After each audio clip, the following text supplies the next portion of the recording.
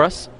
And once again, we are on Xel'Naga Caverns for the third match in a row. Unfortunately, sorry viewers, we do not have a say over what maps are chosen. It's all up to the players' discretion. And here we go. We do have Relentless Heroes playing, spawning in the 2 o'clock position.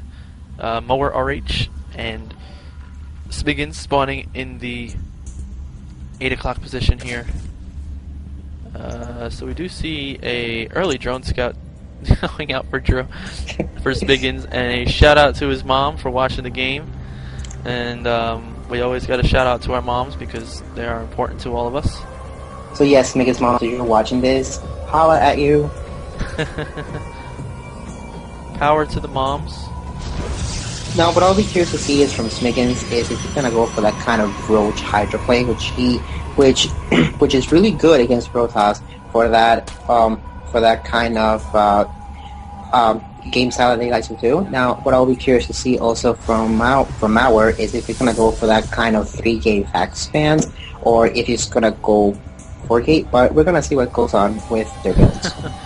And there's Smiggins saying he wussed out because Smiggins was saying in chat that he wanted to do a proxy hatchery in Mower's base, but he just decided, I guess, that he doesn't want to do it.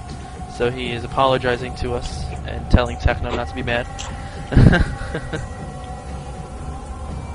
But did you ever see that replay about the one with the one hatch at the opponent's base and then the one and the expo right outside from the opponent's base? That was a sick game. No, I haven't seen that one. I can't say that I have seen it. I'm gonna link it to you later. It's a really good game. It's really funny too. I may have seen it. Let me rephrase. I may have seen it, but I don't recall. Now we see from Smiggins, he says he's going for distractor first and then pull first, which means that he's gonna go for that kind of little bit delayed expansion. Yeah, looks like he's gonna be doing a speedling expand. Basically, what this does for him is it allows him to get his speedlings out fairly early, and also gets Zerglings out to be able to defend his expansion. If Mower decides to put down the pylon to block that expansion, he's actually opting to go for a little bit of an earlier expansion than usual. Usually that expansion goes down a little bit later, but he's able to bring down good move, bringing down 2 drones to stop to block those pylons from the pylon being dropped, and able to drop that that hatchery without any worry about pylon block. Smiggins here producing a queen and taking the gas steal from Mower. That's very beneficial if Mower decides to go for a 4-gate. It limits the amount of sentry that the Protoss player can use, which are very beneficial against. They're very dangerous actually against Zerg players with the force fields. Take those speedlings away from getting any sort of surround. So Smiggins with this extractor steal. Now with distractor steal, you also have to keep in mind that this also, aside from laying the gas, this also lets him be behind on the sentry count. So if he wants to fast expand, he will either have to risk it by going in, or he's gonna have to wait a little bit longer for that extra sentry or 2. Okay, so we do see Mower dropping that expansion right as soon as dropping that extractor. Assimilator Assurancy kills that extractor. Smiggins here with a drone transfer. And looking at the unit count, the harvester count, we do have Smiggins is actually behind right now, 15 drones to 22 drones from Mower. With this expansion, he's going to be able to pump out some extra drones, be able to get his main saturated and his natural saturated faster. Only 2 harvesters on extractor on gas.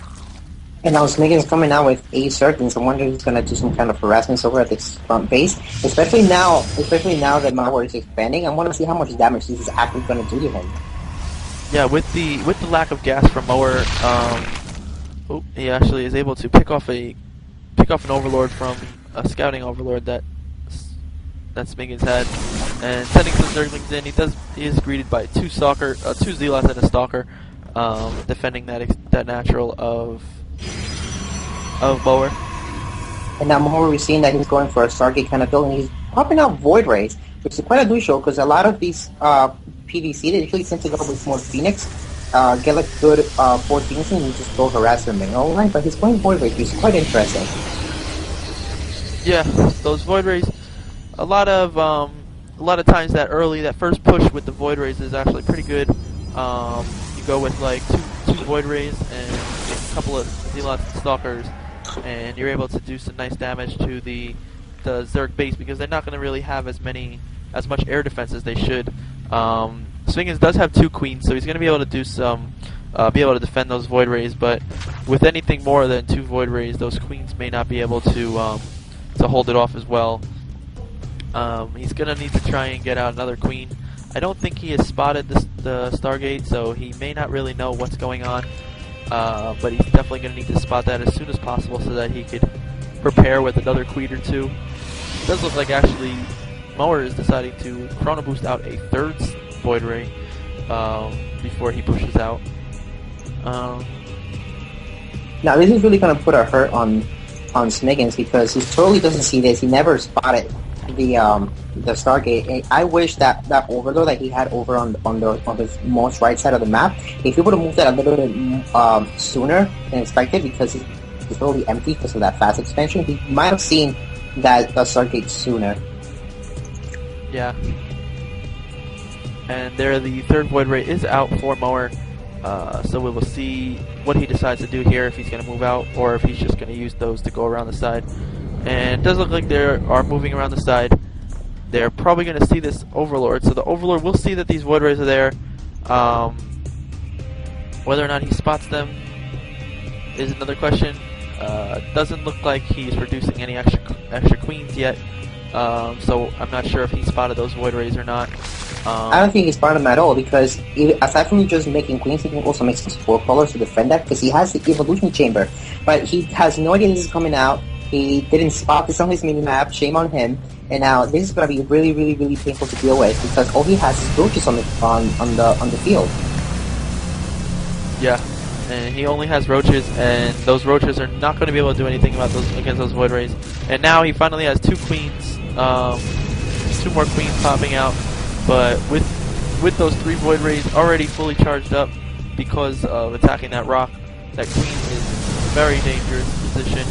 And now Smiggins is in a very, very bad predicament, because now everything that he has is going to go down, because he has no anti-air to really take down these Void Rays at the moment.